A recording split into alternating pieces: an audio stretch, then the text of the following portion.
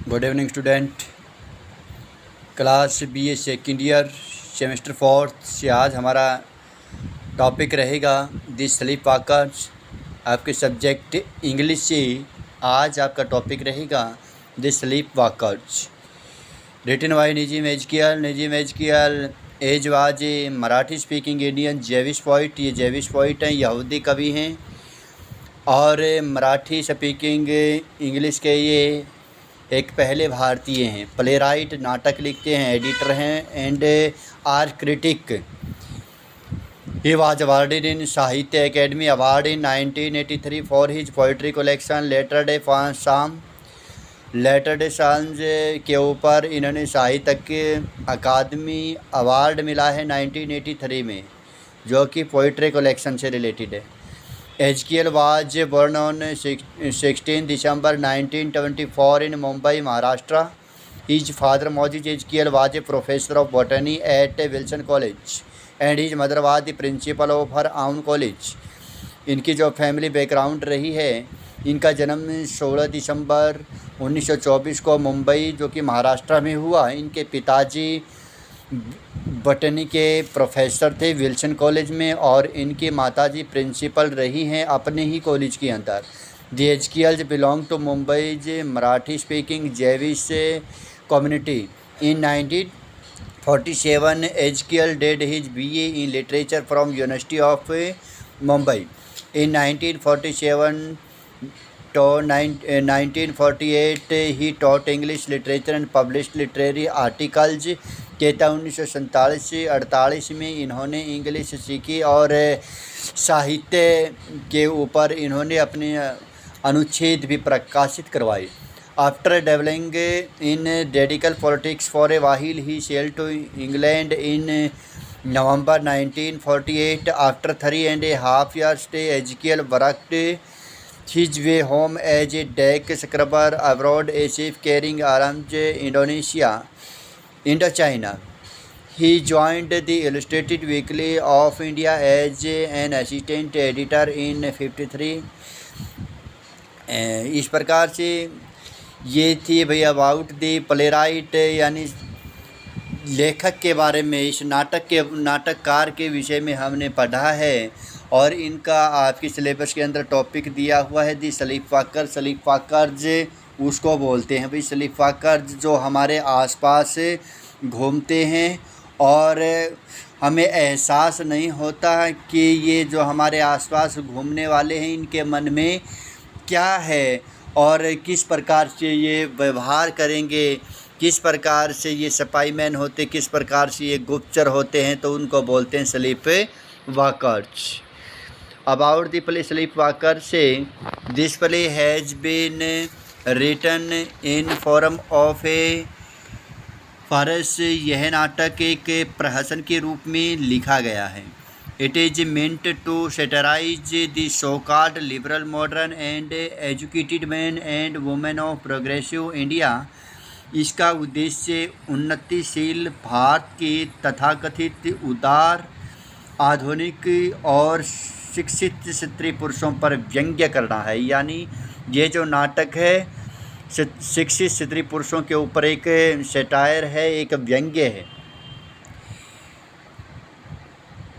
They play exposes the hollowness and shallowness of the so-called elite class of today who still look to the Americans or other Westerns for guidance and help।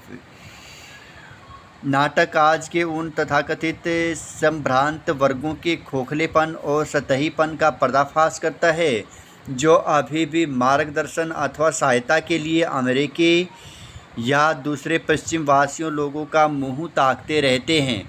यानी pressure मानते हैं भाई ये तो America से आया है, ये तो ब्रिटेन के अंदर आया, ये भारत की बात है भाई। इंडिया के अंदर कोई बाहर से फ़ॉरेन का आता है तो इंडियन लोग प्रेशर बांधते हैं कि ये भाई इंग्लैंड से आया है, ये फ्रांस से आया है, पुर्तगाल से आया है, ये अदर कंट्री से आया है, इसकी लैंग्वेज कैसी है, इसका स्टैंडर्ड कैसा है, अपने ऊपर प्रेशर मान लेते हैं और अपने आप में हीन भावना समझने लगते हैं। तो ये एक सटायर है इसके ऊपर। आधुनिक समाज के ऊपर जो इंडिया का है। They consider the white skinned people to be their superior intellectual as well as economically. कहता है कि वे बौद्धिक और आर्थिक रूप से गोरी चमड़ी वाले को अपने से श्रेष्ठतर मानते हैं। यानी भारतीय लोग के अंदर एक भावना बनी रहती है कि वे जो गोरी चमड़ी वाले लोग हैं, मीन्स टू से जो फॉरेन कंट्रीज से आते हैं, जो यूरोप कंट्रीज से आते हैं मोस्टली, उन लोगों को बौद्धिक और आर्थिक रूप में अपने आप से सशक्त मानते हैं। Deeply provides healthy social criticism with subtle touches of irony and stair. यह नाटक विडंबना और व्यंग्य के दक्षतापूर्ण प्रयोग द्वारा स्वास्थ्यकर सामाजिक समीक्षा प्रदान करता है। The play begins with the line, यह प्ले स्टार्ट होता है, give us the stay our daily American, आज के दिन हमें हमारा प्रतिदिन का अमेरिकी व्यक्ति दो। ये एक सटायर है हुई। It is a parody of the line from the Bible, यह बाइबल में लिखी इस पंक्ति की हास्यपूर्ण नकल है। Give us this day our daily bread and forgive our sign, आज के दिन हमें हमारी प्रतिदिन की रोटी दो, एंड साइंस, और हमारे पापों को क्षमा कर दो। फॉरगिव आवर साइंस, हमारे पापों को क्षमा कर दो। But here in this play, परंतु यहाँ इस प्ले के अंदर worthy so called educated intellectuals pray for is anything American even without knowing what that thing is or can be. American town planner, American traffic controller, expert, American educational advisor, American textile design director and what not. कहता है कि परंतु यहाँ इस नाटक में तथाकथित शिक्षित बुद्धिजीवी जो चीज़ मांगते हैं वह कोई भी चीज़ हो सकती है जो अमेरिकन हो, यहाँ तक कि इसका भी ज्ञान न होते हुए कि वह चीज़ क्या है या क्या हो सकती है। अमेरिकन नगर योजनाकार, अमेरिकन ट्रैफिक नियंत्रण में दक्ष व्यक्ति, अमेरिकन शैक्षणिक सलाहकार, अमेरिकन वस्त्र डिजाइनर निर्देशक और ऐसा कुछ भी हो वो डिमांड कर सकते हैं। They pray for even the American sunshine and American air as if they were not satisfied even with the air and sunshine of their own land.